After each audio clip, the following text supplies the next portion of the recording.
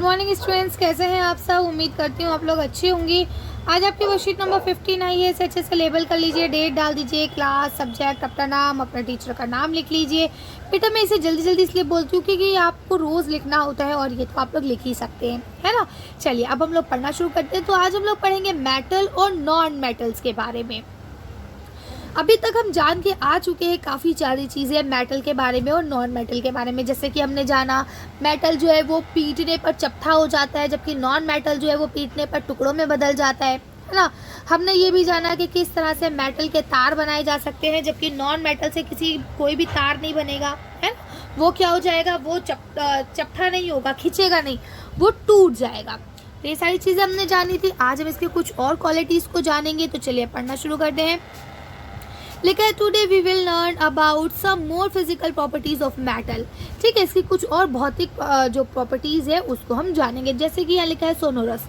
Sonorous का मतलब क्या होता है, तो लिखा है when object made of metal are hit with a hard surface, यानी कोई मेटल, कोई ऑब्जेक्ट ऐसा हो जो कि मेटल से बना हुआ है और अगर आप उसे हिट माने होता है मारना, अगर आप उसे किसी हार्ड सरफेस पे मारते हैं, किसी ठोस चीज़ से मारते हैं और रिंगिंग साउंड इज प्रोड्यूस, और उससे जो है एक रिंगिंग आवाज़ आती है। जैसे आपने देखा होगा मंदिर का घंटा बजता है या स्कूल का घंटा बजता है तो उसमें कैसी आवाज़ आती है, वाइब्रेशन के साथ एक आवाज़ आती है ना, बजिंग सॉन्ग जैसी। उसी तरह से बोलते हैं therefore metal are called sonorous, यानी कि मेटल जो होते हैं वो सोनोरस होते हैं। Here the difference between the sounds if we hit a spoon with a steel glass or with a wooden door, और इसकी जो भिन्नता है, इस पे जो अलगपन है वो आप बहुत आसानी से सुन सकते हैं अगर आप एक स्टील का चम्मच लेके स्टील के गिलास में मारें और एक लकड़ी के दरवाजे पे मारें, क्योंकि स्टील का जो गिलास होगा वो आपका मेटेलिक होगा, जबकि जो आपकी लकड़ी का दरवाज़ा है वो आपका नॉन मेटेलिक है ना। तो आपको आवाज़ का ख़ास बिल्कुल अलग ही पता चल जाएगा कि क्या है या नहीं। अच्छा, अब हम बात करते हैं कंडक्टर और इंसुलेटर, यानी कि कंडक्टर है, गुड कंडक्टर है या बैड कंडक्टर है। आज हम इसके बारे में जानेंगे। तो लिखा let us understand this property of a matter bye an activity. ये जो एक्टिविटी है इसको जो है, मतलब ये जो प्रॉपर्टी है इसको जानने के लिए हम एक एक्टिविटी करते हैं। क्या एक्टिविटी करनी है, तो नंबर 1 लिखा मेक अ सर्किट। सबसे पहले एक सर्किट बनाते हैं बाय कनेक्शन द बैटरी, उसको बैटरी से जोड़ते हैं। बल्ब लेते हैं, wire show as an a diagram, जैसा कि आपको डायग्राम में दिख रहा है कि देखिए ये आपका बल्ब है, ये बैटरी है, इसको तारों से जोड़ा गया है। Check whether the bulb glow by connection A और B point of the circuit, यानी ए और बी पॉइंट को जब हम जोड़ रहे हैं तो बल्ब चमक रहा है या नहीं चमक रहा है, ज़रा इस बात को पहले ध्यान दें। तो आप देखेंगे कि अगर आपका सही है, तार बैटरी सब कुछ सही है, तो ये बल्ब जल जाएगा।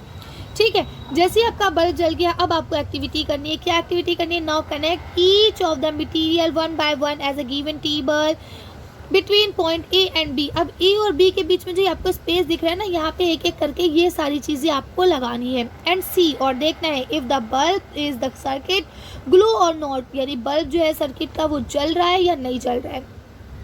Right your observation in the given table, और अपनी ऑब्जर्वेशन जो भी चीज़ें आपने देखी है वो आपको यहाँ लिखना पड़ेगा। ठीक है, उसको आपको लिखना। देखिए बेटा सबसे बहुत आसान सी बात है, जो भी चीज़ मेटेलिक होगी उससे बल्ब जल जाएगा और जो भी चीज़ मेटेलिक नहीं होगी उससे बल्ब नहीं जलेगा।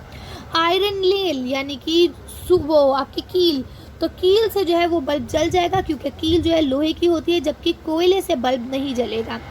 एल्युमिनियम के वायर और कॉपर वायर से वो बल्ब जल जाएगा।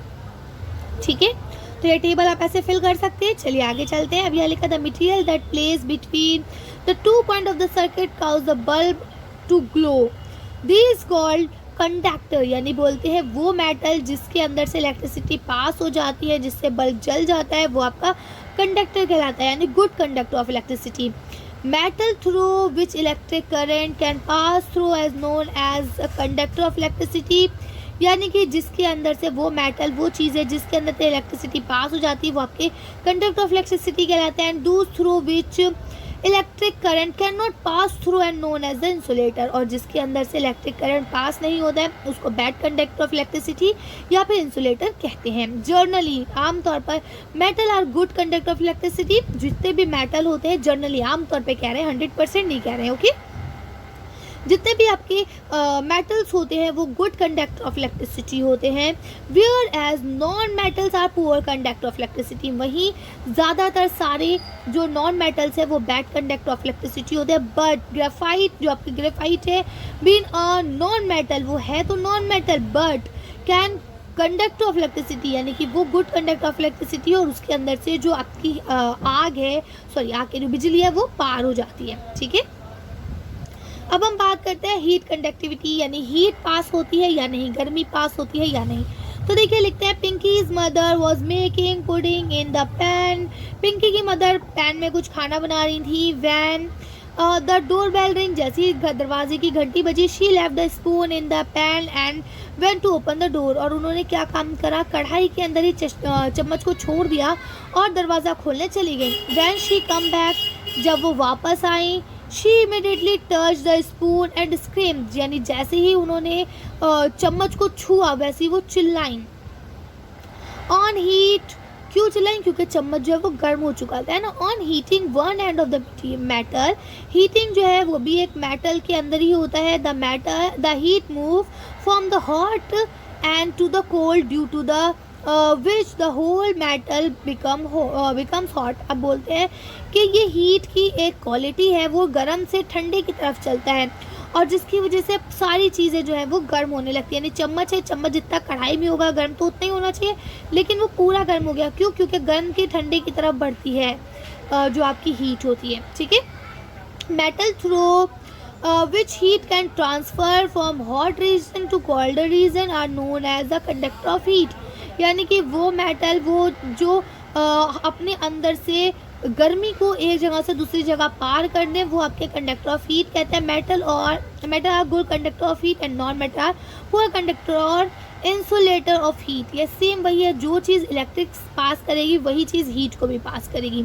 हमेशा याद रखिएगा, जो चीज़ आपकी हीट नहीं पास कर रही है वो मेटल को भी इलेक्ट्रिसिटी को भी पास नहीं करेगी। ओके, अब उम्मीद करती हूँ यहाँ तक आप लोगों को अच्छे से समझ में आ गया होगा। अब हम लोग पढ़ने वाले आंसर द फॉलोइंग क्वेश्चन। अब हमें क्वेश्चन के आंसर देने हैं। नंबर 1 क्वेश्चन लिखा है the cooking pan is made up of iron, यानी कि जो कुकिंग पैन था वो आयरन यानी लोहे से बना था।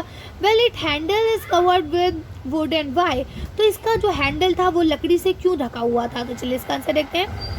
तो आप बता सकते हैं कि पैन या तवा जो भी is made up of iron, वो आयरन से बना था, लेकिन उसका हैंडल जो था वो लकड़ी से बना था। ऐसा इसलिए था because the iron get hot, यानी आयरन जो है वो गर्म हो जाता है व्हेन इट हीटेड, जब उसे गर्म किया जाए। But the wood does not heat up, और लेकिन जो लकड़ी होती है वो कभी भी गर्म नहीं होती है, इसीलिए जो है वो लकड़ी का बनाया जाता है। कर लेंगे, चलिए अगला क्वेश्चन पढ़ते हैं। यहाँ आपको अगला क्वेश्चन दिया गया है Why did she scream on touch the metal spatula, यानी कि वो मेटल का चम्मच छूकर क्यों मतलब डर गई, चीखी। चलिए इसका आंसर देखते हैं। तो आप इसका आंसर यहाँ से लिखेंगे कि वो इसलिए चीखी, इसलिए डर गई क्योंकि वो जो चम्मच था वो गर्म हो चुका था लोहे का, यानी मेटल की होने की वजह से। ठीक है, चलिए अगला क्वेश्चन पढ़ते हैं। अब यहाँ देखिए आपको नेक्स्ट क्वेश्चन लिखा है what are the good conductor of heat and electricity. Good conductor of heat और इलेक्ट्रिसिटी क्या है, तो चलिए इसका आंसर देखते हैं। तो अब इसका आंसर यहाँ से लिख सकते हैं the substance in which electric and heat flow are called good conductor of electricity and heat, यानी उसको ही हम लोग क्या कहेंगे, कंडक्टर या गुड कंडक्टर ऑफ इलेक्ट्रिसिटी और हीट, जिसके अंदर से हीट और इलेक्ट्रिसिटी पास हो जाएगी। ठीक है, चलिए अगला क्वेश्चन पढ़ते हैं। यहाँ देखिए आपको नेक्स्ट क्वेश्चन लिखा है right any 3 use of metal. Metal के 3 इस्तेमाल बताइए। तो चलिए इसका आंसर देखते हैं कि 3 क्या इस्तेमाल हो सकते हैं मेटल के। लिख सकते हैं गोल्ड, प्लेटिनियम, सिल्वर, ये सब जो ज्वेलरी के लिए यूज़ आते हैं, है ना। इसके अलावा आयरन, स्टील जो है ये कंस्ट्रक्शन के पर्पज़ से यूज़ आता है, और जो एल्युमिनियम है या स्टील है ये आपके इंस्ट्रल्स यानी कि बर्तन वगैरह बनाने के काम में आता है। तो इसके अलग अलग यूजेस हैं, आप लोग लिख सकते हैं। चलिए अगला क्वेश्चन पढ़ते हैं। देखिए अब यहाँ पे आपको क्वेश्चन लिखा है मार्क ट्रू और false based on the properties of the given material in the table and indicate whether the substance is metal और नॉन मेटल। तो ये बहुत आसान सा क्वेश्चन है, इसे जल्दी जल्दी करते हैं। तो इसमें इन्होंने ये बोला है कि आपको ट्रू और फॉल्स लिखना है जैसी उसकी प्रॉपर्टी है उसकी अकॉर्डिंगली। ठीक है, अब जैसे आयरन है, आयरन क्या है, शाइनी है, यस ट्रू। कॉपर शाइनी है, यस ठीक है, लेकिन क्या कोयला शाइनी होता है, नो। क्या आपका कार्बन रॉड शाइनी होता है, नो, लेकिन एल्युमिनियम शाइनी होता है। ठीक है, अब अगला क्या है आपका मेल्टेबिलिटी, यानी कि जो चीज़ चपटी हो जाए। है ना। तो देखिए आयरन चपटा हो जाता है, कॉपर चपटा हो जाता है और एल्युमिनियम भी चपटा हो जाता है, लेकिन कोयला और आपकी कार्बन रॉड चपटी नहीं होती है, वो टुकड़ों में टूटती है। ठीक है, अगर डक्टिलिटी की बात करें यानी तार किससे किससे बन जाता है, तो देखिए आयरन, कॉपर और एल्युमिनियम इनके तार बनाए जा सकते हैं, लेकिन कोयला यानी आपका जो कोल है और जो आपकी कार्बन रॉड है उससे नहीं बनाया जा सकते। तो इन दोनों में रॉन्ग लगेगा। सोनोरस का मतलब क्या होता है, आवाज़ करना, अभी हम लोग पढ़ के आए हैं। तो देखिए लोहे में और तांबे में और आपके एल्युमिनियम में, तीनों में आपकी आवाज़ होती है, जबकि कोयले में और आयरन जो कार्बन रॉड है उसमें किसी भी तरह की कोई आवाज़ नहीं होती। कंडक्टर ऑफ इलेक्ट्रिसिटी और हीट, तो देखिए ये भी कंडक्टर ऑफ इलेक्ट्रिसिटी है और ये भी आपका कंडक्टर ऑफ हीट है। आयरन में से आग यानी गर्मी और बिजली दोनों पास हो जाती हैं, कॉपर में से भी दोनों पास हो जाती हैं और एल्युमिनियम में से भी दोनों पास हो जाती हैं, जबकि कोयला और कार्बन रॉड और कोयला और कार्बन रॉड में से दोनों में से कोई भी चीज़ पास नहीं होती है।